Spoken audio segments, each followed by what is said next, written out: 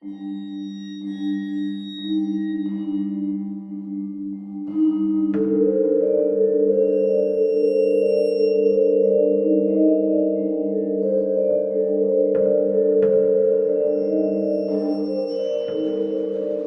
hello, and welcome to Dente Rigamortis. I'm Review Cultist. And I'm Dr. Leviathan. And we're here to discuss those internet stories most creepy and most pasta.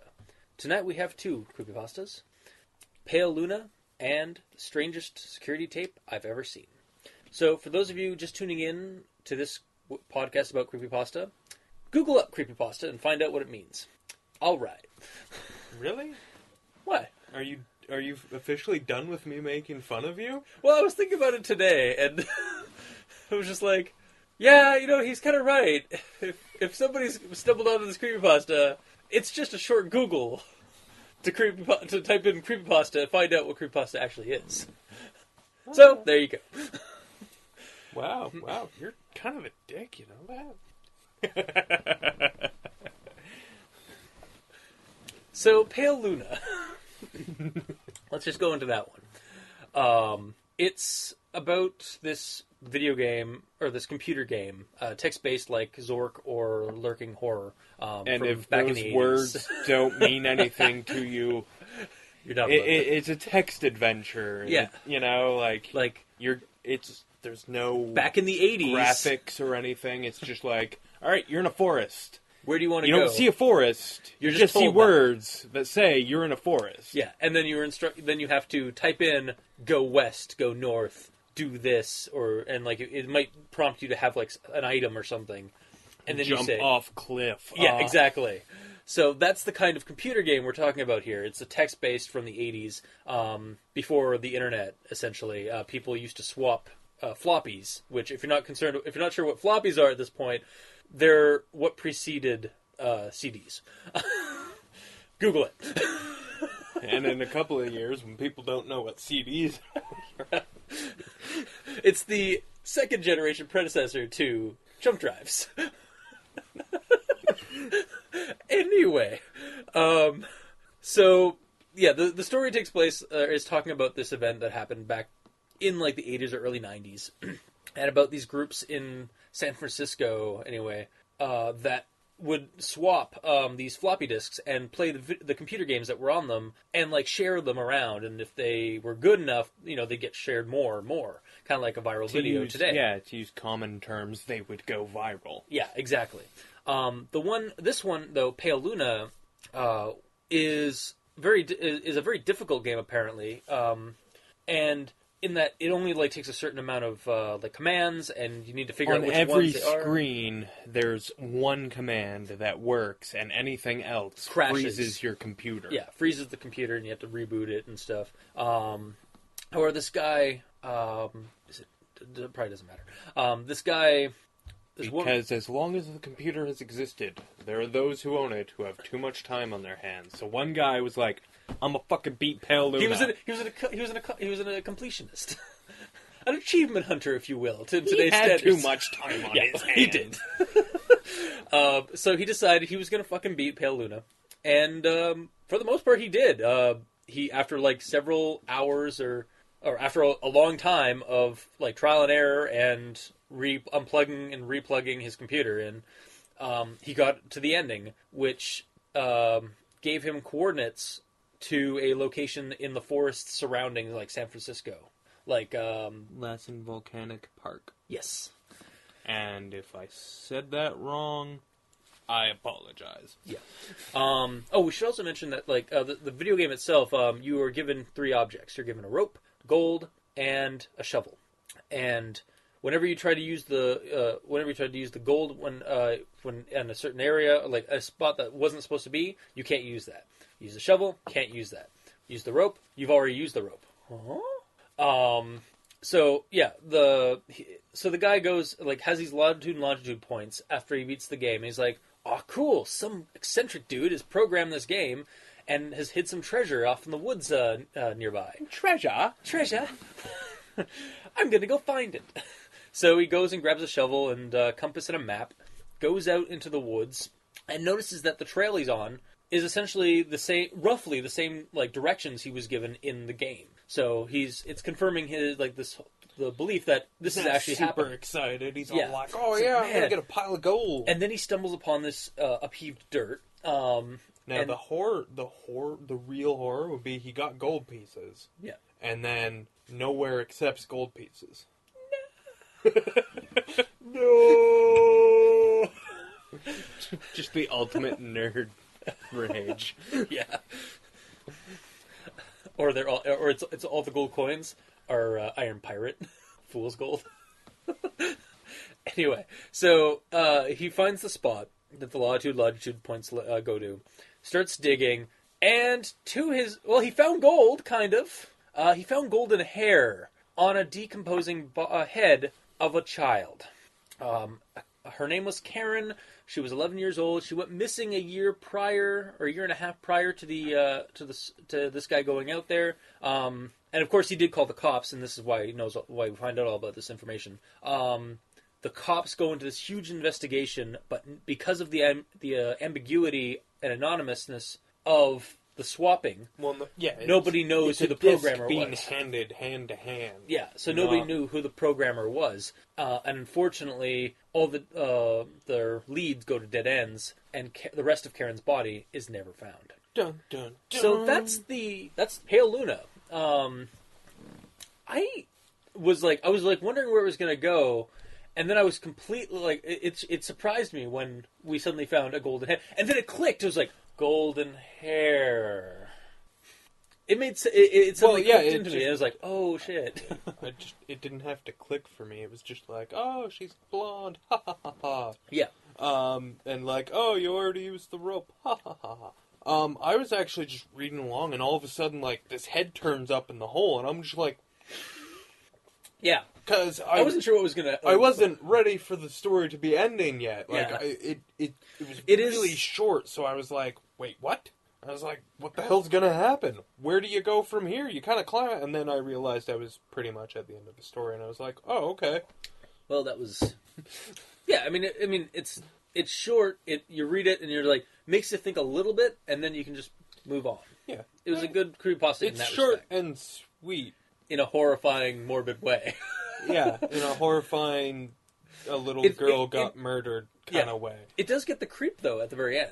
It does give you the creepy part. So, yeah. I mean, was the did you find the writing was okay? It was fine. Yeah.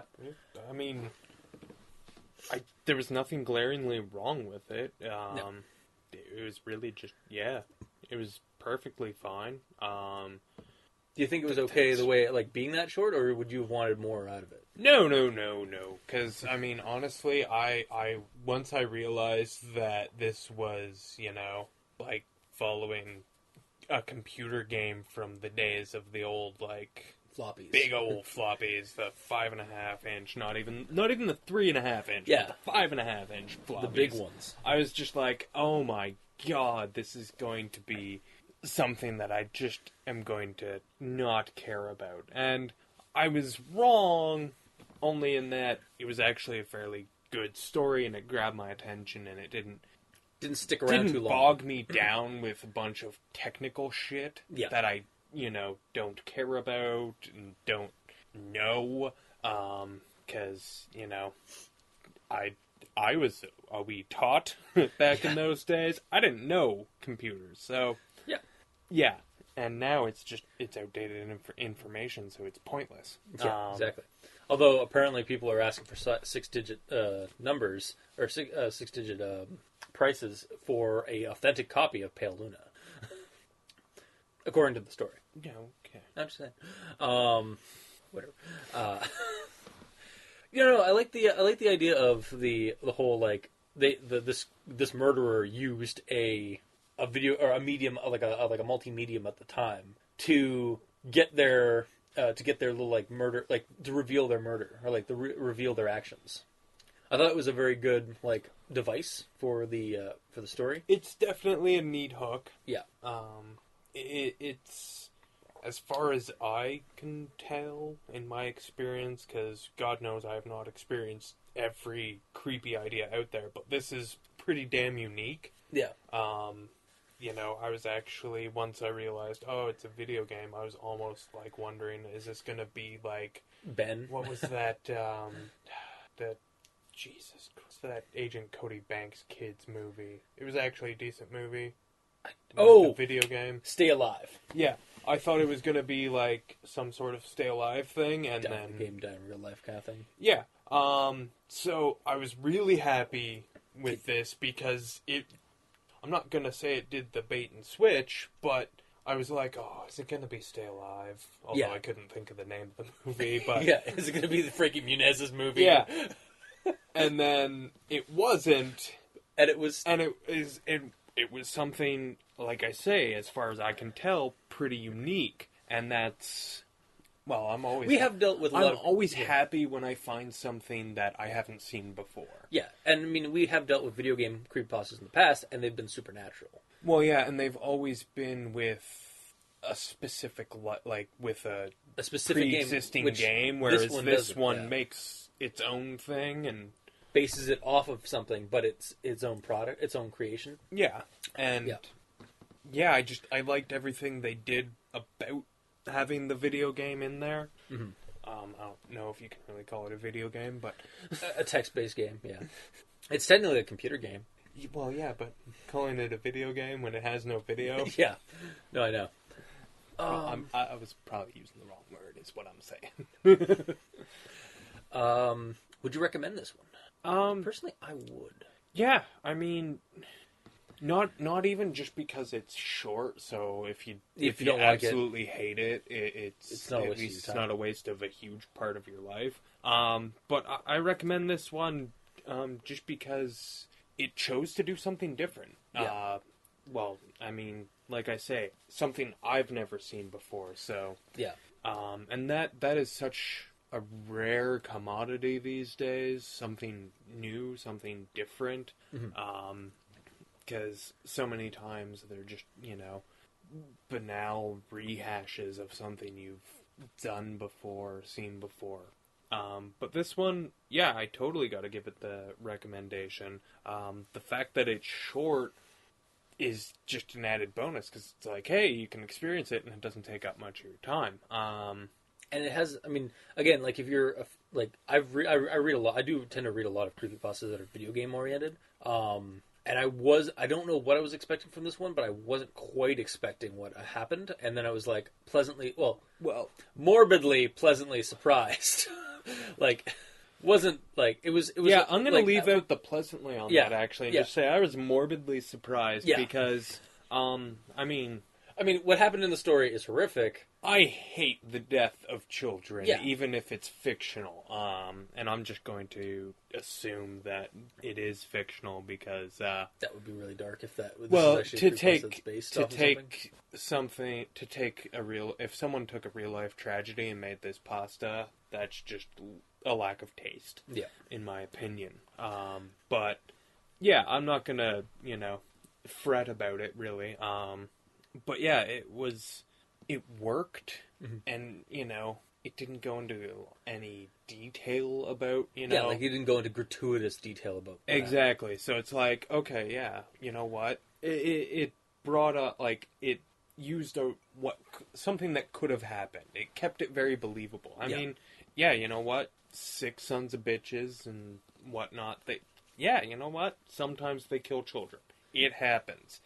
It definitely gets you in the feels just because it is an 11-year-old girl.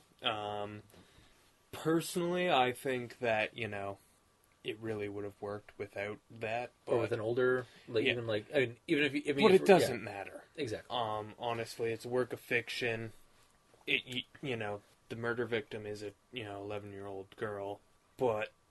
They were going for shock value. They don't beat you over the head with the fact. No. They just they curtly tell you the facts. It's just like, of it, here's the little girl that was, It is what it is, and it leaves off the ambiguity. It's like, so the killer never was found. Oh shit, or worth it, or maybe. Glowing recommendation then, I guess, from both of us. Yeah, there's nothing really here that I would say don't read it. Yeah. Well, as I forgot to say it earlier, you can check it out at creepypasta.wiki. You can also check it out at a YouTube reading of it on Some Ordinary Gamer. And I guess with that, we'll move on to the strangest security tape we've ever seen. Following our theme of anachronistic mediums in horror. This one is about... you can also check this one out on Reddit's nosleep threads. You can check it on creepypasta.wiki, and Mr.Creepypasta has a YouTube reading of it, so go check it out if you want. The rundown for this one, guy works at a gas station in Pennsylvania. This new guy, Jeremy, started working. He's kind of creepy, has a weird laugh, and after a little while, the manager and him start noticing that oil is vanishing off the shelves, and not just like the odd one, like that's how it starts. But then, like after a while, like whole shelves of this stuff is gone, and it builds up to whole shipments are Yeah. gone the day after they come in. Yeah, and Jeremy it's always after Jeremy's shift. So they decide to review. So they're reviewing the tapes, and the manager has a soccer game with his kid. So he gives the security tapes to the narrator to have a look at. And so he's looking through it, and the regular kind of things happen on the shift. Like this lady comes in, gets some smokes in a newspaper. This guy comes in for beef jerky and stuff. This guy in a cowboy hat comes in and buys some stuff with a $100 bill. And then after about an hour of the tape, the same characters show up doing the exact same thing. And then again, they do the same thing. And the guy's kind of freaking out. At first I was wondering why, because at this point, and even the narrator says, like, I know what you're thinking, that son of a bitch probably has screwed up with the tapes, like he's just recorded over the tapes with the same footage. Except that the narrator notices that the sun was coming up the entire time, or the sun was going down on this guy's shift the entire time. So, and he was doing things differently than the rest of them. Like he was sweeping and mopping and all that stuff. So that was kind of creepy. And then like he goes to close down and locks up for the night. And he goes home. And then at about 12:03, suddenly Jeremy's face is just in front of the screen. Like it's all the character sees on the screen. And it's not like he moved his head there. It just 1 minute it's there, or 1 second it's there. The next second his head's there. And it's not that he's looking at the camera, he's looking straight at the viewer of the camera.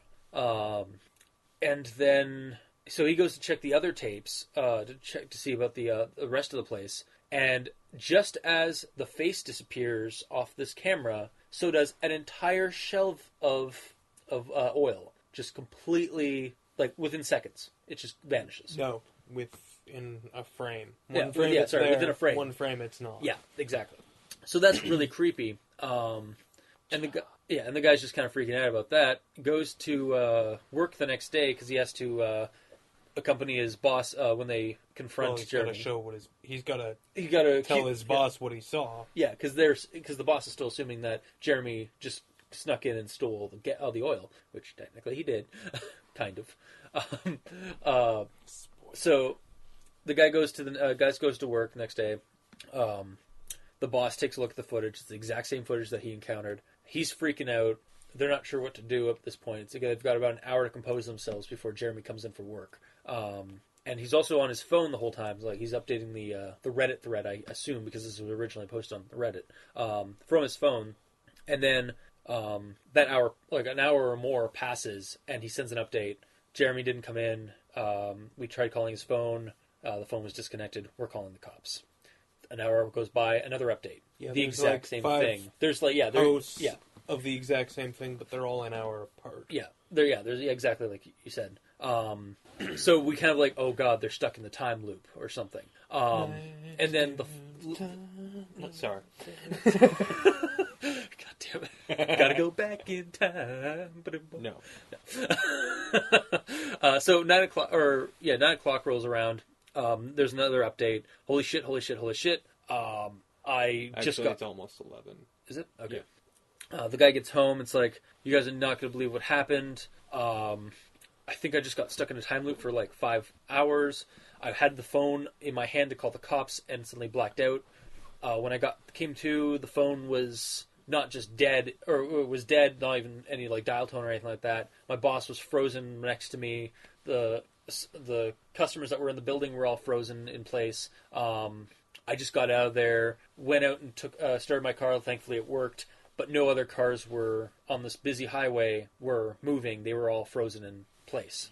And as he was getting home, that's when everything suddenly stopped being frozen in time, and the radio came on, and the person on the talking between music between songs was talking as if nothing had happened. So the guy's in his room typing this away, scared for his life because who knows what this Jeremy guy can do with this. And so we get another update saying that the next morning he finally got some sleep, and he was woken up by his boss calling him at like 10, and apparently he'd been trying to get a hold of him since 6 because he broke out of the weird time loop thing an hour after the narrator had left, and the cops were there and they were trying to find Jeremy. They looked up Jeremy's address. It's the house or the property that Jeremy's address was there was an empty lot, or at least it was, or it is now, because there was a house there with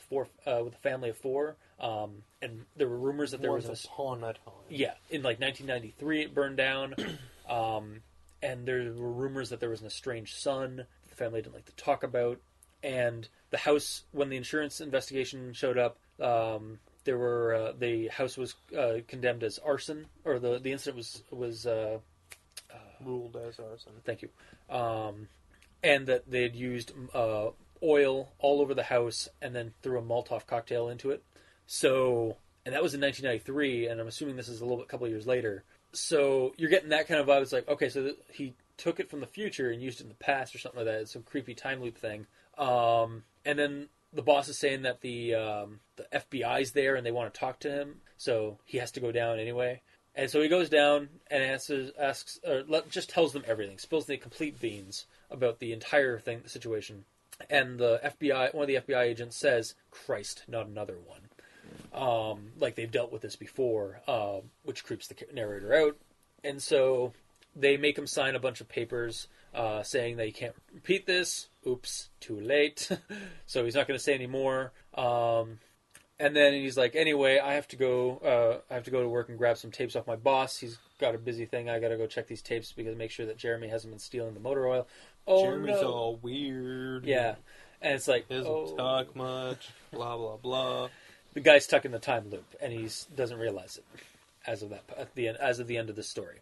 And that's how the story ends, is that, yeah, he's caught in a time loop. So, I wasn't sure where this was going to go until the time loop thing happened. I thought it was going to be like, oh, Jeremy's just fucking around with the or in my head, like when I was reading it, I was like, they were like going through like, oh, the looping customers and stuff. I was like, okay, well, I wouldn't be freaking out at this point with like the character, like the narrator was. I just assumed that it was the like the guy who was messing around with the tapes. And then he mentions that he was also noticing that the sun was going down the whole time. It's like, okay, that's a little weird. But yeah, like the whole idea, like the idea, the concept of it, like the whole time looping thing, and like what happened to Jeremy and all that, I found really creepy and a neat little idea. But I don't know. It didn't really work for me just because it wasn't really well explained exactly how or what is happening. Yeah. Like we're not, well, the character, like, yeah, like the character is never, never. Well, you don't, like all this weird stuff is happening. Why did he come out an hour before his boss? And like just little things like what was with the image, like the face popping up on the one camera. It just... Yeah, like we're not sure, like what is this guy's power? Is it time fugue or is it just like meddling with media? Like, or like... It's not meddling. No, not media, but I mean like meddling with like the reality around that stuff. So yeah, it's not really cemented on what the hell is actually going on. Yeah. And I understand that that's part of it, but you gotta give me more. There were some inconsistencies. Like, if this guy can do all this stuff, why does he need to steal... I mean, granted, it's very interesting how he stole like a bunch of motor oil from like the future to burn down his family's house, which is what we're implying, or what they imply in the story. But why did he need to do that when he has this crazy power? Why can't he do something else? Yeah. Like, why can't he just like click, like snap his finger? Suddenly, the building doesn't exist, and neither does his family. Like, he seems to have that kind of power. Yeah, and it's just you don't. Like I say, I don't know what the hell Jeremy is actually doing. Yeah. You know, like, yeah, I'm led to believe that he's taking the oil from now, like, To hide his tracks. ultra suspiciously. Yeah. To commit arson in the past. Well, okay, fine, that's what he's doing, but... And when they tried to... Why is he doing it? Yeah. And, like... Like, is it just like saving his like covering his bases? But like, if they couldn't even get a hold of him when he was back in the 1993. Like they tried to get a hold of the son, and they couldn't find any trace of him. It's like, so why is he covering his tracks like so well? Like, if he doesn't need to bother, it just doesn't. Yeah. And then like the government thing is interesting. Like it gives you either a red herring or like just a hint that there's something else bigger in the story of the world of the story. Well, yeah, because you've got your Men in Black. Yeah. But there is one thing I'd like to point out. The FBI isn't going to wait for you to go to your place of employment to talk they're going to to meet you. you. They're going to meet you. If they want to talk to you, they're going to be knocking on your door. And if you don't answer, you know what? They're breaking through. Well, I mean, maybe not just for questioning, but trust me, they will pound on that door until you wake up. Yeah. At least I assume they would in, something like this. Because, I mean, clearly they know what the fuck's going on. Yeah. Or at least they have more of an idea than the narrator does. Also, I'm a little confused as to why the ending we got. Like, don't get me wrong, I like the ending, but why is he looping again? Yeah.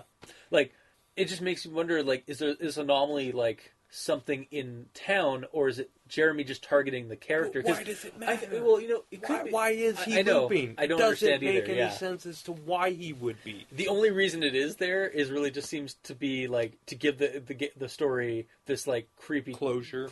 Yeah, it's like, oh shit, he's still there. He's still stuck there. But it really just brings up more questions, and this is not a creepypasta that should be questioned. Yeah. But it really just begs too many questions that it can't substantiate. It can't sustain the question. I like the ideas in the story. I like the vibe because it comes off as like one of those. Me too, but you need more information. Yeah. Like it's very similar to like Chronicle or like one of those found footage films where the characters are recording themselves and they find a creepy. One of them suddenly develops creepy powers. And they start recording that. So I found that very, like, it's just the vibe of it, not the actual, like, the direct things from it. Alright, but I didn't get that at all anyway. At the same time, like, there were too many questions also being asked, or that I kept wanting to ask about the story, because there were inconsistencies of, like, what this power was. Yeah, what is the power? What is it actually doing? It just, Could explain why this one is actually posted in the reality genre of creepypasta.wiki. Because it's one that breaks reality or the laws of physics. But at the same time, like again, like there was no scene. There's like usually you want some kind of rhyme or reason. Exactly. With this, I mean, there has to be rules. Without rules, then anything could happen, and at which point your monster, your nemesis is God. Or is when anything could happen, what does happen is lessened. Yeah, because the characters... Because it could have been anything. Yeah. It's like, oh, well, he, fucking took oil from the future and went to the past and burned down his family. Okay. And was covering it up But he could have gone into space, grabbed a giant fucking meteor, and slammed it down on the house. Yeah, like he's legit has superpowers. Like he's Superman level powers at this point, like time fugue or reality bending abilities. Why couldn't he have done something to, like, in the past that would cover up his involvement in it? Because, like, again, like he burned down his. Well, he did. They don't know who burned down the house because past Jeremy didn't do it. Or future. if he did, he was helped by future Jeremy. Yeah. It's like almost like he's out of time and space at the same. But like at that point, if you have that kind of power, why would you bother burning down your family's home? Why wouldn't you do something else? Well, I mean, if you got a grudge, which I assume like if he's an estranged son, maybe that's like there's some kind of like backstory. There's a backstory that we don't know about yet. Again, there's more questions being asked. Exactly, yeah. And again, and sometimes you want that, but not in this kind of scenario. Some questions are good, especially, I mean, like, we're talking about creepypastas here. Like, knowing everything can ruin that. Yeah. But too much this ambiguity. goes to the other extreme and gives you so little information that, like, I mean, you just don't know what is... You're not entirely sure what is going on. You're not entirely sure what the ramifications of it are. And there's just, so many questions, so few answers. Like, there's virtually no answers except for the fact that, oh, Jeremy killed his family. That's really the only answer I got was like, oh, yeah, but, why did he do it? Where is so many questions? Yeah, exactly. So, I mean, neat ideas, but not very, like, there should have been some more continuity. Not even, well, I mean, so far as I can tell, there's perfect continuity. There's just no real evidence to substantiate continuity or lack thereof. Yeah. It's just a general lack of information. And I understand that with the way this is being told, maybe all of that information just couldn't come out organically, but yeah. Yeah. Cool concept. I do actually genuinely appreciate the concept, and if you want to bring up a movie that it really more closely resembles, I wouldn't say Chronicle, I'd say Donnie Darko. Yeah, okay, yeah. I had that actually in my head when you were talking about the meteor for some reason. Well, yeah, because it's kind of like an airplane or a jet engine. Yeah. But, yeah, honestly, I'd rather just watch Donnie Darko, because that one seemed to have... what the hell was going on, wrapped up in a nice, neat package with limitations and... Yeah, like, it still leaves you, like, wondering, but it doesn't leave you wondering to the extreme that this one kind of does. Yeah. Yeah, I think that's really it. Yeah. I don't know if there's anything... Well, this one is done by... I will say that this one was written by Powerhawk Mash. So, I mean, cool idea, guy, but maybe just... Cool idea, flesh it out a little bit more. It's almost written like he doesn't have all of the answers. Like he was spontaneous, or like yeah, like he was just That's probably, now that I think about it, that seems like that's more of what's going on here. Is that the guy who's writing it doesn't have all the answers to the questions that are being asked because he wasn't asking the questions. Yeah. Because as you're writing, you're like, okay, well, this can happen because of this. Yeah. And then, oh, this would be cool. I think, oh, no, wait, that can't happen. Because you have rules. Like, even, set up rules even when you're coming up with, like, the craziest, like, I'm sure Lovecraft had rules and limitations to what could go on in any given story because they have to be there. Yeah, exactly. Because otherwise it can't be real. Yeah. Would you recommend this one? Or it's not terribly long, so it's not long as like some of the ones we have. I wouldn't recommend it just because like honestly, yeah, it's kind of a neat idea, but it's executed so poorly that the cool idea is lost in all of the flaws.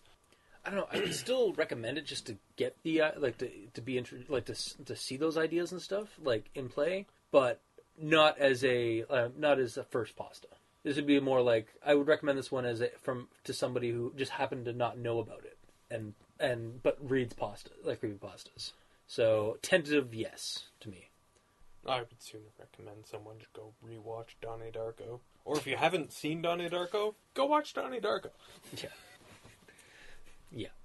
Because it's got, like, a similar mindfuck, but it's executed just with a precision that you just don't get very often. And, I mean, I can't really fault the writing, the writer on this one, because his ideas are complex and convoluted. Yeah. So the fact that it was executed poorly, I mean, like, for this to have been executed perfectly, just... They would need, like... to the edit odds through, of it but, yeah. weren't... The odds were not in the author's favor. Yeah, because we're also assuming that this guy wrote this rather spontaneously on that thread, and then posted the updates just to kind of, like, get them out there. So, like, I mean, unless he wrote it ahead of time and had it edited, like, that's the only way this would have worked otherwise, like, to fix the problems. I guess with that, we'll move on to the strangest security tape we've ever seen. Following our theme of anachronistic mediums in horror. I was going for the whole... Yeah, no, I know what you were going for. Just wasn't very funny. I'm sorry. I thought it was going to be funny. But yeah, that's our two pastas for this episode. See, now what you should have done is gone back to Pale Luna. Yeah, I should have. See? Also, I figured out what Pale Luna was. It was that, like, the crescent. It was actually the moon in the night sky as the guy was leaving his house to go bury the head. That's what Pale Luna actually represents.